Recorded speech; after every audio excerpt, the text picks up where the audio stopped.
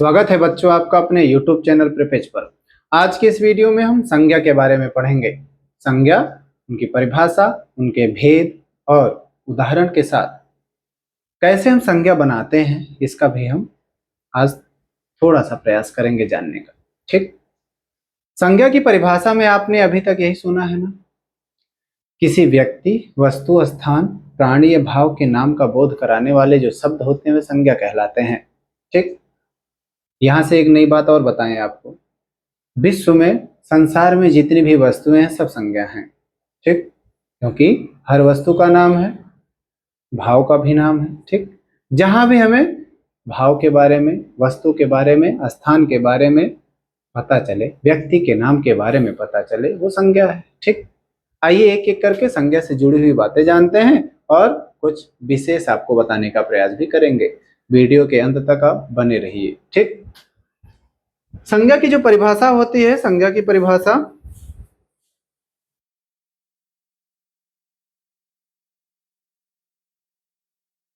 किसी व्यक्ति, वस्तु, स्थान, भाव या अवस्था के नाम को संज्ञा कहते हैं।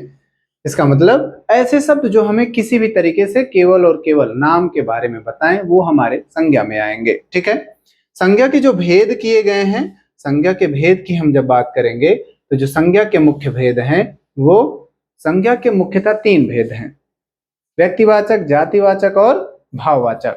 ठीक, अब आप कहेंगे हमने दो और देखा है, तो जो जातिवाचक संज्ञा है उसी के दो उपभेद हैं, समूहवाचक और द्रव्यवाचक। ठीक, क्योंकि जब हमने देखा कि ऐसी वस्तुएं दिखी जो तो जाति का बोध करवाती हैं, लेकिन उनकी मात्रा होती है, तौल होती है, माप किया जाता है, तो उन्हें द्रव्यवाचक में रखा गया, जिसको आप पदार्थवाचक भी कह सकते हैं। ठीक, सबसे पहले हम बात करेंगे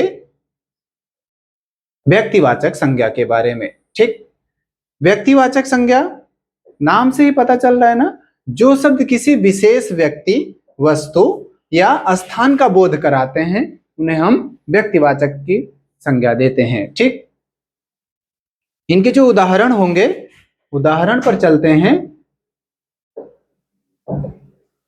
जैसे रामायण एक पवित्र ग्रंथ है। ठीक, यहां आप देख रहे हैं ना, रामायण जो है वो ग्रंथ का नाम है, पुस्तक का नाम। ठीक, ताजमहल आगरा में स्थित है। ऐसे ही महेंद्र सिंह धोनी, गंगा, दिल्ली ना, ये सब क्या है, जहां पर भी हमें व्यक्ति, वस्तु के स्थान, ठीक, व्यक्ति, वस्तु या स्थान के नाम का बोध कराया जाए, नाम के बारे में बताया जाए, वहां हम संज्ञा कहेंगे। ठीक है ना, आगे चलते हैं।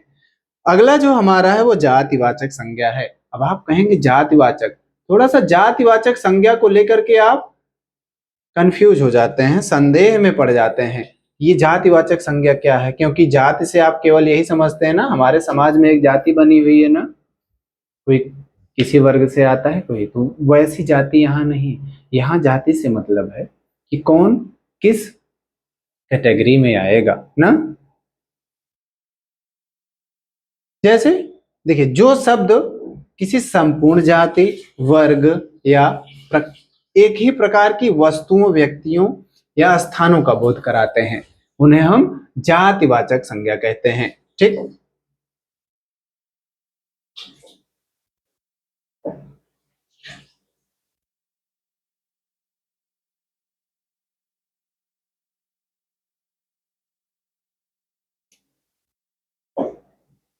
इनका जो उदाहरण होगा, कुत्ता एक वफादार जानवर है। ठीक, तो जो कुत्ता है, ध्यान दीजिएगा, यही थोड़ा सा आपको बताएंगे।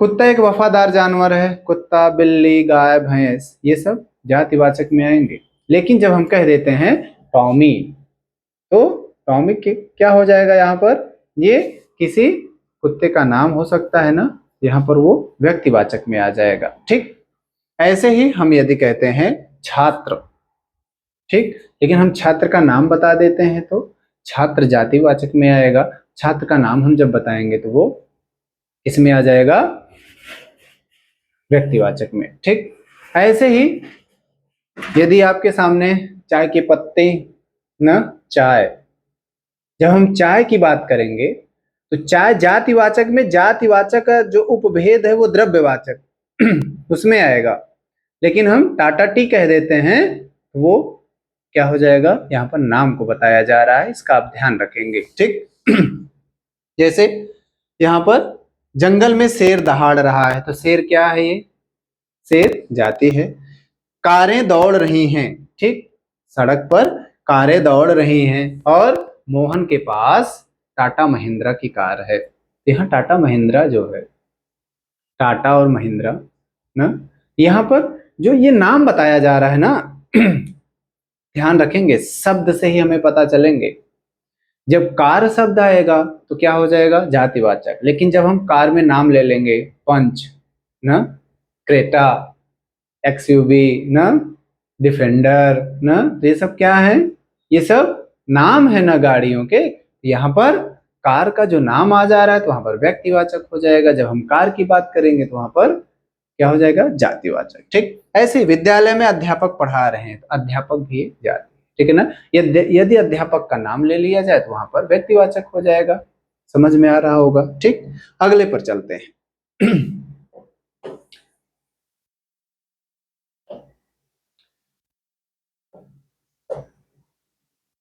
भाववाचक संज्ञा, अगला क्या है, भाववाचक संज्ञा।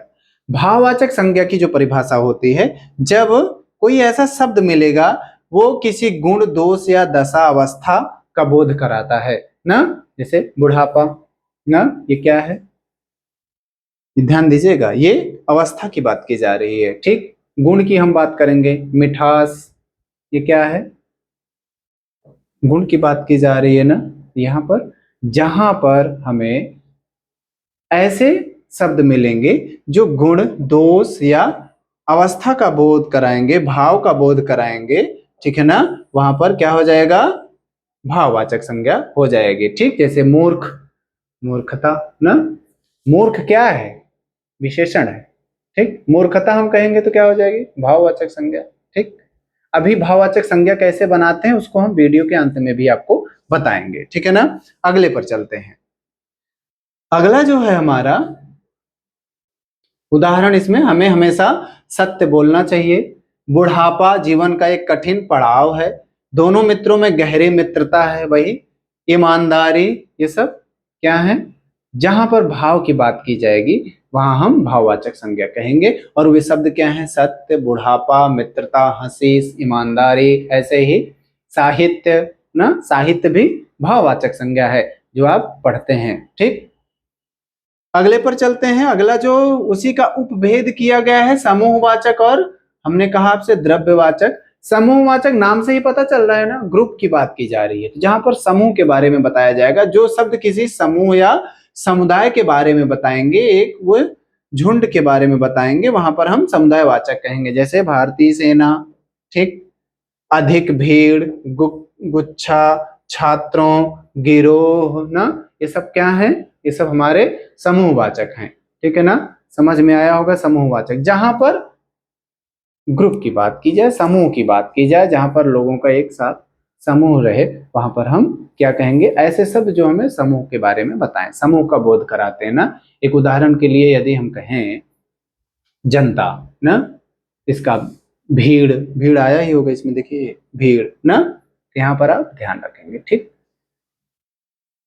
अगले पर चलते हैं। अगला जो हमारा होगा वो अब द्रव्यवाचक बचा है, द्रव्यवाचक की बात कर लेते हैं। ठीक है, ध्यान देंगे आप, जो द्रव्यवाचक संज्ञा होती है वो जो शब्द किसी धातु, द्रव्य, सामग्री या पदार्थ का बोध कराते हैं। धातु जो हमारे लिए सोना, चांदी, लोह ना, लोहा, ये सब क्या है, ये धातुएं है ना। और इसके साथ द्रव्य क्या है, तरल पदार्थ ना, जितने तरल पदार्थ होंगे वे सब हमारे द्रव्य में आएंगे। ध्यान रखेंगे, द्रव्य में हम, और सामग्री, ठीक, सामग्री क्या है, जिनको हम गिन नहीं सकते हैं, जिनको हम मापेंगे, तौलेंगे, दाल, चावल, अनाज, ये सब क्या है, जितने अनाज होते हैं इनको हम, ये सामग्री में आएंगे और इनको हम तौलते हैं। मापते किसको हैं, कपड़े को मापते हैं ना, तो ध्यान ही रखेंगे आप। ठीक, पदार्थ का बोध कराते हैं, जैसे मेरी अंगूठी सोने की बनी है, बर्तन पीतल के हैं, हमें रोज दूध पीना चाहिए, बाजार में चावल बिक रहा है, यह कुर्सी लोहे की है। ठीक, ये सब क्या है, यहाँ देखेंगे आप, ये धातुएं, द्रव्य और पदार्थ, सामग्री, ये सब आए हुए हैं। ठीक, उम्मीद करते हैं ये समझ में आया होगा आपको कि द्रव्यवाचक संज्ञा क्या है। ठीक, अगले पर चलते हैं। कैसे हम भाववाचक संज्ञा का निर्माण करेंगे, कैसे हम बनाते हैं, तो उसमें बनाने का जो तरीका है वो मुख्यतः 5 प्रकार से है। ठीक, वे 5 प्रकार के शब्द क्या हैं? जातिवाचक संज्ञा, सर्वनाम, विशेषण और क्रिया अव्यय। ठीक, जातिवाचक संज्ञा से हम बनाते हैं, सर्वनाम से हम बनाते हैं, विशेषण से और क्रिया और अव्यय, इनसे भी हम भाववाचक संज्ञा का निर्माण करते हैं। कैसे करते हैं, एक एक करके सबका उदाहरण देख लेते हैं, अभी तुरंत समझ में आ जाएगा। ठीक है ना?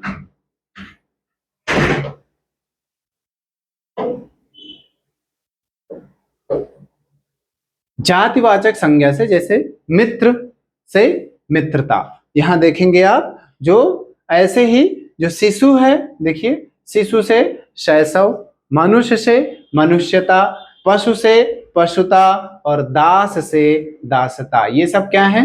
जातिवाचक संज्ञाएं हैं। और जातिवाचक संज्ञा से हमने क्या किया?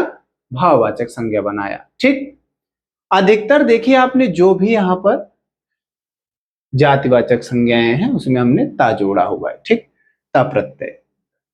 सर्वनाम से भाववाचक संज्ञा कैसे बनाएंगे? मूल शब्द और प्रत्यय जोड़ करके, अपना से अपनापन, मम से ममता, निज से निजता, स्व से स्वत्व, पराया से परायापन। ठीक, ये भाववाचक संज्ञा हुई। ठीक, अगले पर चलते हैं। अगला हमारा जो बनेगा वो विशेषण से बनेगा। विशेषण से भी, जैसे सुंदर से सुंदरता, चतुर से चतुरता, मीठा से मिठास, वीर से वीरता और छोटा से छुटपन। ठीक, उम्मीद करते हैं कि ये जो भी उदाहरण आपके सामने मिल रहे हैं इनको आप समझ रहे होंगे। ठीक है ना? ऐसे ही और उदाहरण पर चर्चा कर लेते हैं। क्रिया से भाववाचक संज्ञा बनाना कैसे? पढ़ना से पढ़ाई, लिखना से लिखाई, दौड़ से दौड़ना, हंस से हंसी, सॉरी, दौड़ना से दौड़ और हंसना से हंसी, सजाना से सजावट, ये हमारे भाववाचक संज्ञाएं बन रही हैं। अव्यय पर हम चलते हैं। अब विशेषण और अव्यय बच रहे हैं। ठीक, विशेषण से तो हो गया ना? विशेषण से हुआ सर्वनाम, क्रिया, अच्छा विशेषण ये था। ठीक, विशेषण, इसके बाद अब बच रहे हैं अव्यय। जैसे दूर से दूरी, निकट से निकटता, ठीक, शीघ्र से शीघ्रता, बाहर से बाहरी, ठीक, वाह से वाह से वाहवाही। ठीक, ये सब आपके भाववाचक संज्ञाएं बनी। ठीक है ना? उम्मीद करते हैं ये विश्लेषण आपको समझ में आया होगा। और एक से कुछ विशेष बातें आप ध्यान दीजिए। कभी कभी होता क्या है कि व्यक्तिवाचक का जातिवाचक के रूप में प्रयोग किया जाता है। कैसे? जब कोई व्यक्तिवाचक संज्ञा किसी विशेष व्यक्ति के गुण या दोष का बोध के बारे में बताए, प्रतिनिधित्व करे, तो वहां पर जैसे देश में कई जयचंद हैं, ध्यान दीजिएगा, यहाँ व्यक्तिवाचक का जातिवाचक के रूप में प्रयोग किया गया है। ध्यान रखेंगे, जो जयचंद है, जैसे विभीषण के लिए जो बात आती है ना, तो ऐसे ही। ठीक, जातिवाचक का व्यक्तिवाचक के रूप में प्रयोग कैसे? देश के प्रथम प्रधानमंत्री, ध्यान दीजिएगा, जब कोई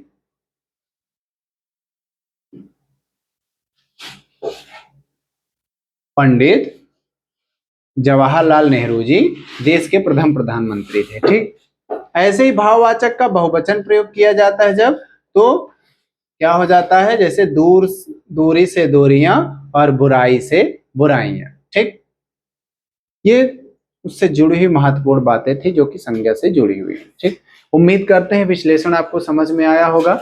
इसको आप पढ़ते रहिए, दोहराते रहिए, अपनी पढ़ाई को जारी रखिए। मिलते हैं आपसे अगले वीडियो में, तब तक के लिए आपको धन्यवाद।